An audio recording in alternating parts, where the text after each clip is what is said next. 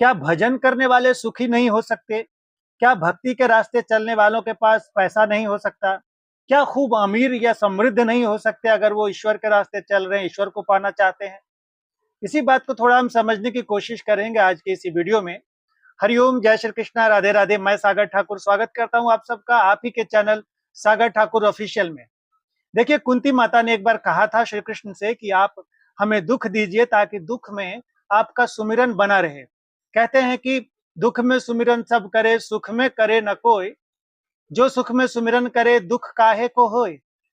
देखिए, यहाँ पर समझने वाली बात यह है कि कुंती माता ने इसलिए कहा था कि उनका उद्देश्य भगवान था। कुंती माता का उद्देश्य भगवान था, तो भगवान का सुमिरन बना रहे इसलिए दुख मांगा था। उनको दुख सिर्फ इसलिए नहीं चाहिए कि सिर्फ भगवान का स्मरण नहीं हो, स्मरण हो भगवान का, इसलिए दुख चाहिए था उनको। तो उनका उद्देश्य था भगवान, ईश्वर प्राप्ति, ईश्वर में मन लगे। यहाँ पर समझने वाली बात यह है कि हम, बापूजी ने भी हमें कहा है, पूज्य गुरुदेव ने भी हमें कहा है कि इहलोक सुखी परलोक सुखी। उन्होंने ये नहीं कहा कि आप यहाँ पर दुख झेलिए, संसार में आप हैं तो आप तकलीफ में रहिए, कष्ट में रहिए, मरने के बाद आपको सुख मिलेगा, स्वर्ग मिलेगा। नहीं, ऐसा नहीं है। पूज्य गुरुदेव यही कहते हैं कि इहलोक सुखी परलोक सुखी, यहाँ भी सुखी रहिए और शरीर छूटने के बाद भी आनंद तो है ही। तो यहाँ सुखी रहिए, इसका मतलब ये है कि आप देखिए, कुंती माता का उद्देश्य था भगवान, इसलिए दुख मांगा। अगर आपका भी उद्देश्य हो भगवान, तो आप सुख के माध्यम से भी भगवान को स्मरण कर सकते हैं। आप देखिए, कहते हैं कि दुख में सुमिरन होता है, अगर सुख में सुमिरन होने लगे, दुख में सुमिरन सब करे, है ना, सुख में करे ना कोई, सुख में सुमिरन जो करे दुख काहे को होए। तो सुख में अगर सुमिरन करेंगे दुख क्यों होगा? ये बहुत सही बात है।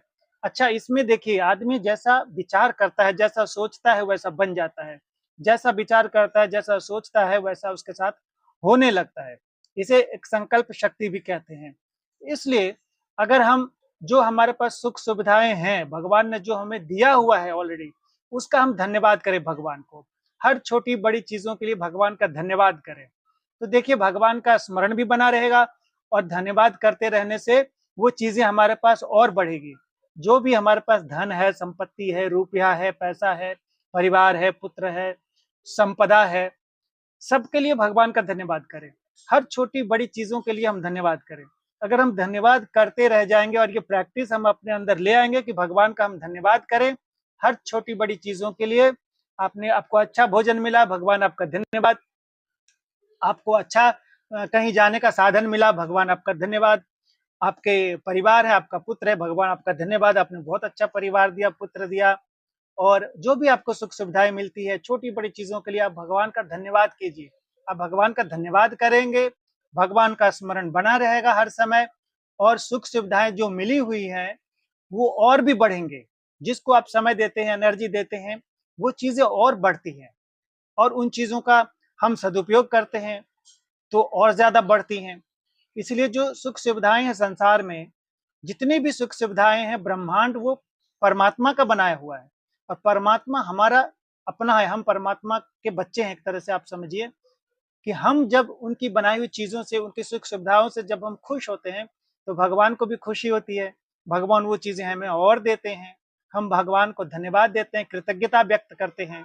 इसलिए हमें अगर छोटी बड़ी चीजों में, हम सुख सुविधाओं में जो हमें मिली हुई है उसको अगर हम धन्यवाद करते हैं, भगवान का, परमात्मा का धन्यवाद देते रहते हैं, तो वो सुख सुविधाएं हमें और मिलती हैं। उन चीजों को हम भगवान की कृपा समझकर उसको एक्सेप्ट करें। ऐसा नहीं कि ये धन तो बेकार है, फिर ये तो सुख में आदमी, सुख में तो ईश्वर को भूल जाते हैं, ऐसा नहीं है।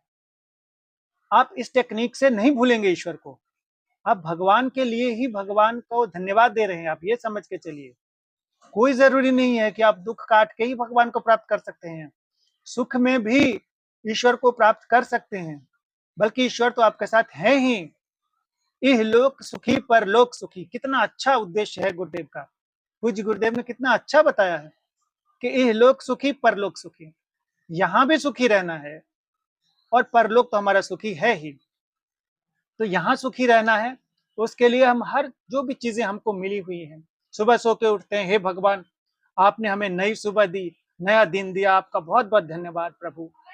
हे भगवान, आपने हमें जो भी चीजें दी हैं उसके लिए आपका बहुत बहुत धन्यवाद। आप जो भी धन कमाते हैं उसके लिए आप धन्यवाद कीजिए, चाहे जितना भी अमाउंट है आप धन्यवाद कीजिए। आप देखेंगे ये चीजें आपके बढ़ेंगे, आपकी सुख सुविधाएं संपत्ति आपकी बढ़ेगी, और साथ में भगवान का स्मरण ये एक रूटीन बन जाएगा, ये एक आदत बन जाएगी। कितना अच्छा साधन है। आप भगवान को धन्यवाद दीजिए और ईश्वर का स्मरण भी बना रहे और भगवान के रास्ते आप चलते रहें। आशा है कि मेरा मैसेज क्लियर होगा। आगे मिलूंगा फिर किसी वीडियो में, तब तक के लिए हरिओम, जय श्री कृष्णा, राधे राधे। आप अपना खूब ध्यान रखिए, खूब खुश रहिए, मस्त रहिए, आनंदित रहिए, परमात्मा को धन्यवाद देते रहिए और खूब भजन करिए, खूब ईश्वर के रास्ते चलिए। आप खूब तंदुरुस्त रहिए, सेहतमंद रहें, स्वस्थ रहें, सुखी रहें, समृद्ध रहें, क्योंकि आप ईश्वर के लाल हैं। आप ईश्वर की तरह चमकते रहें। हरिओम, जय श्री कृष्णा, राधे राधे।